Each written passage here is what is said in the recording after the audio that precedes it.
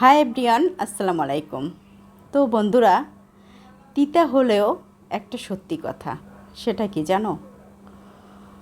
আশপাশ পাড়া প্রতিবেশী, আত্মীয় স্বজন, রক্তের জন, তার চেয়েও বেশি আপনজন, এদের জন্য তুমি যতক্ষণ কাজ করে যাবা, তাদেরকে সময় দেবা, তাদের কথা মতন চলবা, ততক্ষণ তুমি ভালো। যে অমুকের বউ অনেক ভালো, অমুকের মা অনেক ভালো, অতুলনীয়। যখনই তোমার শরীর মন আর কুলাবে না, তুমি হয়তো দুই একটা কথা বলে ফেলবা, আমি আর করতে পারছি না। তখনই তুমি খারাপ হয়ে যাবা। পিছনে যতই ভালো করছো, তার কোনো মূল্য থাকবে না। তখন শুধু একটা কথাই হবে, অমুকের মা ভালো না, অমুকের বউ ভালো না, এভাবেই বলতে থাকবে। এটাই হলো আমাদের সমাজ।